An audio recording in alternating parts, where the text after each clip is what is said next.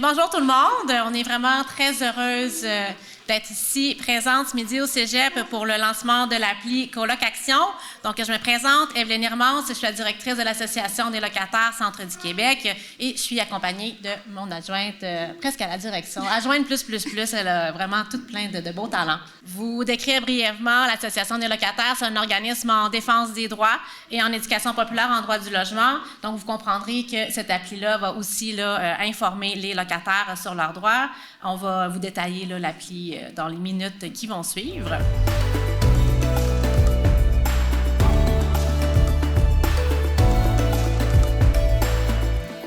Dans le fond, l'idée nous est venue en gros parce qu'on voulait travailler en prévention.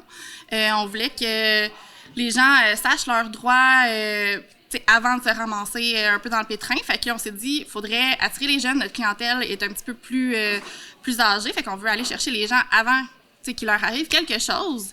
Puis l'idée de l'application qui nous est venue aussi, parce qu'il va y avoir de plus en plus de colocations. Fait que puis c'est pas toujours facile de cohabiter. Donc, cette appli-là permet justement d'aider à la cohabitation via diverses tâches. Fait que c'est en collaboration avec l'enseignant Alexandre Ouellette, ici présent, et la troisième cohorte qui sont juste assis à la table ici, qu'on peut applaudir quand même. C'est eux qui terminent l'appli aujourd'hui. Fait que c'est trois cohortes d'étudiants qui ont travaillé sur le projet avec qui on a collaboré. Donc, on est vraiment très, très chanceuse d'avoir cet accès-là avec le Cégep qui nous offre une super belle opportunité. Puis comme Lauriane le disait, c'est sûr que de pouvoir être ici, d'entrer dans le milieu du Cégep, c'est une façon pour nous, c'est une porte ouverte en fait de faire connaître nos services aux jeunes. Les jeunes sont difficiles à aller rejoindre, à aller chercher pour la prévention justement, pour les informer sur leurs droits avant que les problématiques arrivent. Donc, c'est ça, le fait qu'ils soient là en train de travailler sur notre projet, ça fait que du bouche à oreille, les jeunes connaissent plus nos services, puis on espère justement pouvoir éviter des problématiques dans le futur, puisqu'ils vont connaître leurs droits à ce moment-là.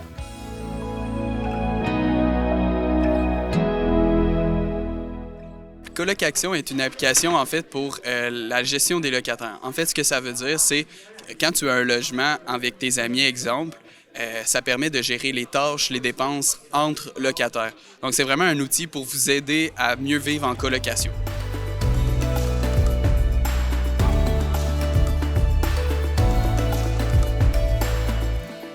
On trouvait ça le fun que ça soit fait par et pour les jeunes, justement. Donc, on voit un peu ce à quoi ressemble l'appli lorsqu'on la télécharge, qu'on s'est fait un compte. Donc, c'est ça, vous créez un logement, rejoindre un logement si jamais il y a quelqu'un qui a déjà créé l'application dans votre logement. Fait que là, vous pouvez tous vous joindre au même logement. Sur notre appli, on a aussi une foire aux questions, justement, qui parle d'un peu des obligations et droits des locataires générales, avec les articles de loi en lien directement. On peut aussi gérer les dépenses, par exemple, quand on veut partager les frais au niveau de l'épicerie, de comptes comme, par exemple, Netflix ou facture d'électricité, etc., parce que des fois, c'est pas toujours facile non plus, la gestion des dépenses, qui doit quoi à qui. Puis, on a aussi la gestion des tâches qui est personnalisable. Donc, les gens peuvent ajouter des tâches comme faire la vaisselle, ça peut être quotidien, hebdomadaire, mensuel. Puis, il peut y avoir éventuellement des rotations de tâches pour pas que ça soit tout le temps la même personne, sauf, par exemple, on aimerait éventuellement que les gens puissent avoir une tâche assignée comme quelqu'un qui aime ça cuisiner, puisse se le mettre comme tâche assignée. Puis ça permet aussi d'aider à la charge mentale, veut pas, vu que qu'on y pense pas tout le temps, il y a des notifications, le partage des tâches, qui fait quoi, c'est visuellement on le voit, là, c'est qui fait quoi. Fait que dans le fond, on peut écrire la tâche, par exemple, la balayeuse, on peut l'assigner au locataire choisi, on choisit la fréquence, Maintenant, on a aussi l'heure à laquelle on veut la notification pour s'en rappeler de faire cette tâche-là.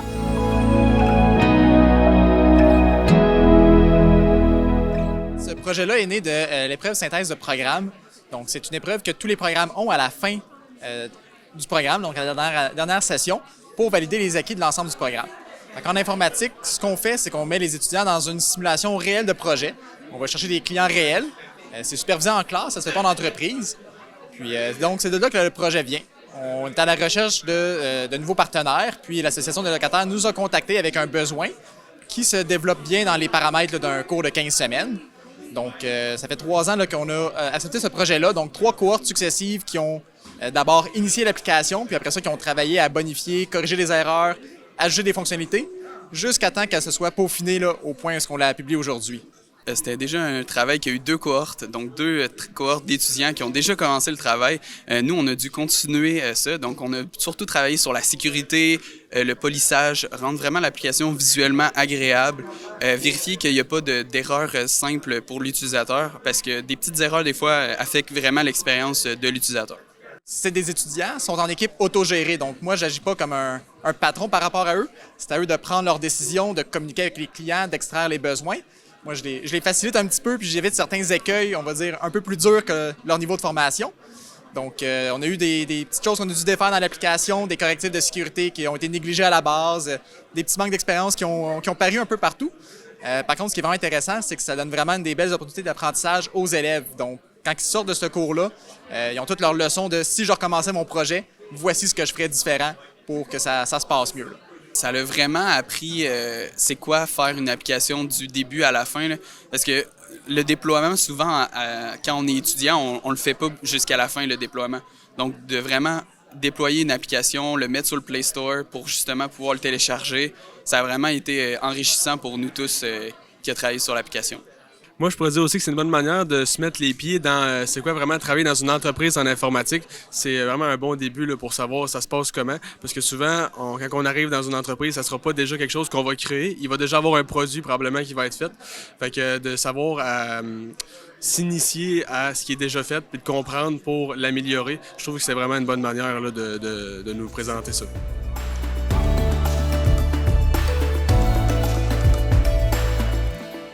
Fait que vous comprenez que l'appli est faite pour des colocataires. Ça peut aussi être très bon en famille avec vos enfants si jamais vous avez besoin de leur assigner des tâches. Je pense que ça peut être super utile. Donc, l'idée, là, comme on le disait, est venue aussi dans le contexte de la crise du logement. On sait que les logements sont excessivement chers en ce moment. Donc, il y a une majorité de jeunes qui se retrouvent justement là, à devoir vivre là, en colocation pour pouvoir là, arriver, étudier tout ça, puis arriver à la fin du mois. Donc, on pense que l'appli va être très utile là, pour les jeunes, leur faciliter la vie. C'est super pratique, là, vous le voyez, là, c'est quelque chose de très, très simple à utiliser. Donc, on vous invite à télécharger, puis à nous poser vos questions là, si vous voulez. On a du temps là, encore là, ce midi. Sinon, je vous invite aussi à consulter là, notre site web pour connaître là, nos infos, venir nous voir aussi là, en lien avec vos droits du logement. C'est vraiment là, important que vous les connaissiez pour pouvoir les défendre. Fait que je vous remercie beaucoup pour votre présence. Puis n'hésitez pas, là, si vous avez des questions, là, on reste disponible là, ici. Merci.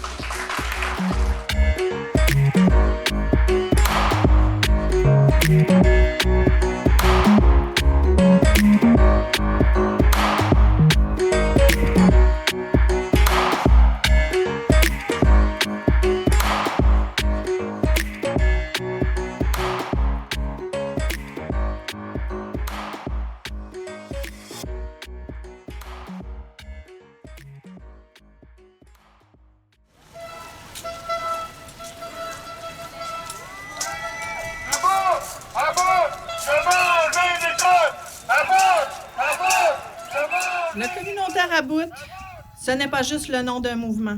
C'est la réalité des groupes partout au Québec. Les groupes communautaires sont à bout de souffle. Pourtant, on est là pour continuer d'aider, de soutenir, d'accompagner des milliers de personnes dans le besoin. Aujourd'hui, on dit « c'est assez ». On est fatigué de devoir toujours faire plus avec moins. On ne peut plus faire de petits miracles. Mon organisme a pour mission de défendre les droits des locataires et de les informer sur leurs droits en logement.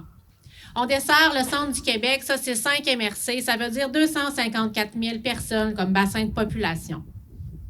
En contexte de crise du logement, l'équipe de 2 employés et demi s'essouffle. La demi est là à temps partiel et temporairement, faute de financement adéquat. Je ne fais pas partie des directrices qui s'occupent seulement de la gestion de l'organisme. Je dois aussi moi-même faire du terrain pour soutenir mon équipe.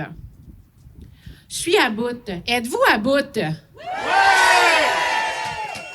On reçoit plus de 20 appels par jour. Ça, c'est sans nommer les personnes qui passent à nos bureaux sans rendez-vous puis celles qui demandent à nous voir. On a fait plus de 1660 interventions l'année passée. Ce chiffre-là va augmenter, puis chez nous, comme chez vous, dans tous les secteurs, les besoins explosent et ça, c'est dans un contexte de précarité grandissante.